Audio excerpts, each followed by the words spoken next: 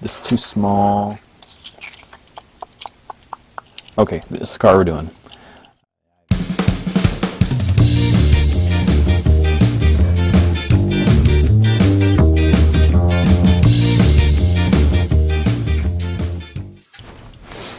Okay, we are getting ready to take this guy apart, and luckily, or a nice thing about this particular car is it only has one post, and this has the later type post that's kind of hollow in the middle, so pretty easy to take apart.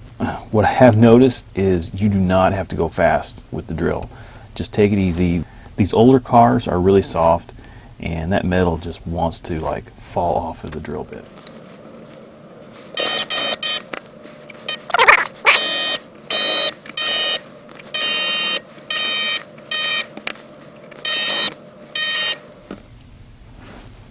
Okay, let's see if I got enough of that off. Oh yeah, easy peasy.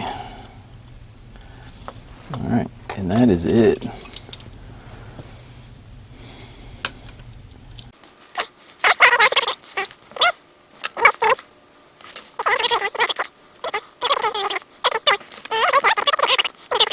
Anyway, let's get that sucker stripped. There we go. And all this is citrus strip. I went ahead and got a jug of the gel. It was cheaper. They also have that spray can. I just couldn't. My cheap ass couldn't. I couldn't justify the ease of the spray stripper over, like 3 or 4 times the amount of product for just a little bit more money.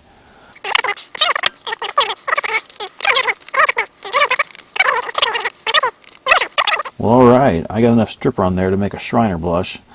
Let me let this sit for a while, and I'll be right back. This car has been sanded with 400.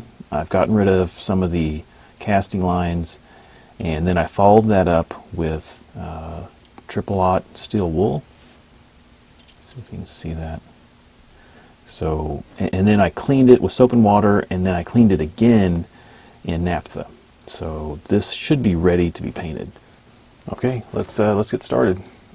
I was filming the airbrushing segment of this video, and my camera ran right on out of power. So I didn't get the rest of the painting of the body. Sorry about that.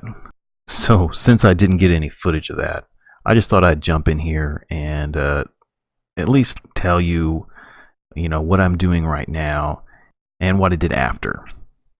What I'm doing here is I painted on this sort of rust-colored coat as a base coat, and the idea was I wanted to use that as a primer, sort of, to get an idea of how the bodywork that I did turned out, and it turned out pretty well. After I put about 2 or 3 coats of this primer on it, I took that down with a wet sand, and then I put about 2 or 3 coats of a black on there, and the black I used was a mixture of cheap craft paints, and it was a sort of like a satin black with a little bit of metallic black mixed in there. I wanted a metallic color, but I didn't want too much metallic flakes in there. I didn't want it to be too gaudy. So that is what I did, and that got done. After the black, I just put on a coat of a cheap gloss coat. Yeah, and I was pretty happy with how that turned out. So let me get back to the show here, because I believe we are moving on to polishing. All right, let's get started with that. Okay, so my next step here is to address these wheels. Now, I was at first going to do a wheel swap on this, but I went through lots of different wheels, and I didn't like any of them. The base is actually going to need some serious modification to make any wheel swap look good, and I don't like this body enough to put that kind of effort in it. So what I'm going to do is I'm going to just freshen these wheels up and call it done. at least until I maybe go back to this model and do some more, I don't know, extensive modifications. So we are going to refresh these. The first thing I want to do is just polish the wheel a little bit. They're really dull and dingy. And then the second thing I want to do is put another layer of chrome paint on the wheels, the middle part. To do that, I designed and printed this mask on my 3D printer, and it was just designed in, I think it was Fusion 360 that I did it. I often also use Tinkercad for quick, easy things like this, but this was done in Fusion 360. And this just fits over the wheel like that, and hopefully that will mask off that center area. That's the hope. We'll see how that goes. I'm going to polish these with my Dremel. I want to start off with rubbing compound and then move to, okay, so I got these polished, and then I used that mask and I painted the hubcaps, and I think it turned out pretty good. Here's a comparison to an unpolished and painted wheel from another car. So I think that worked out. So the next step is to polish the windshield. We're getting close to the end here. I'm going to go ahead and use rubbing compound first and then polish. There's a lot of little scratches in here, so we're going to try to get this as clear and scratch free as possible. So this is just turtle wax rubbing compound. Just got this at Walmart, and I'll be using turtle wax polishing compound. Again, Walmart, nothing special. Okay, so I finished with the rubbing compound, and I'm ready to polish. I took out my wheel that I used with the rubbing compound. I have, these two are for that product, and then I have these two wheels for this product. So now we're going to polish, and hopefully we'll be done. Let's get a lot on there.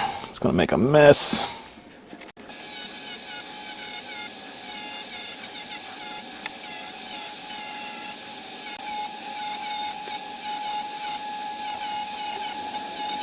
So I'm going to do one more round of polishing, and then I'm going to call it done. Alright, so I've got it polished best I can, and I'm just going to take a microfiber cloth and just buff it out a little bit.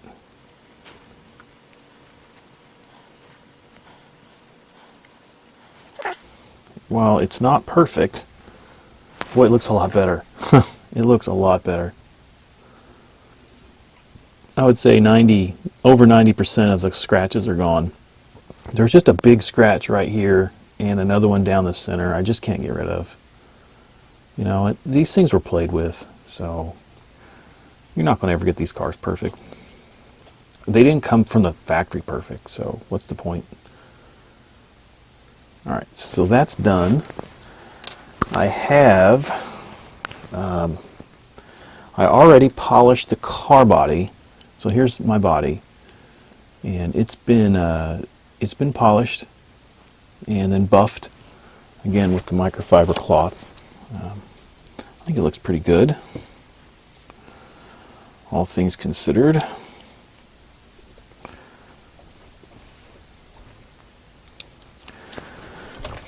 So that has been done. So with the base, what I did is I took my a Dremel with a small wire wheel, and I cleaned off all of the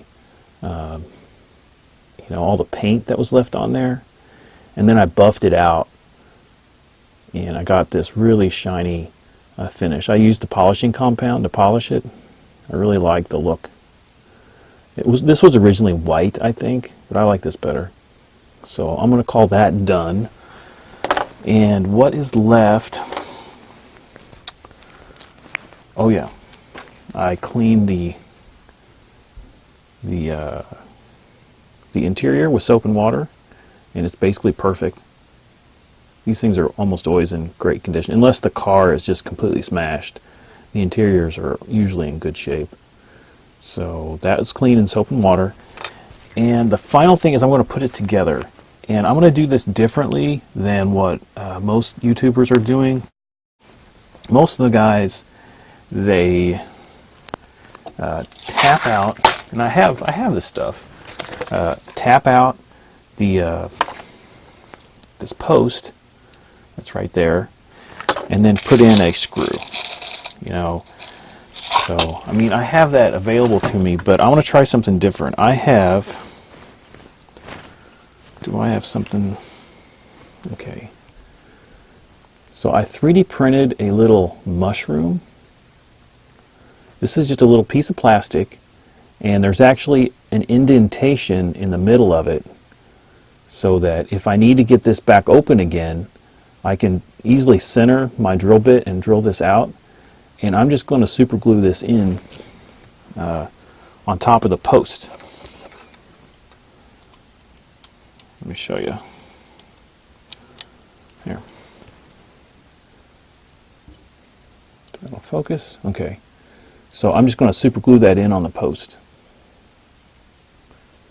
And it'll just be a little cap there, sort of a replacement mushroom. Anyway, I think at this point I'm ready to put this back together. Let's get this done. All right.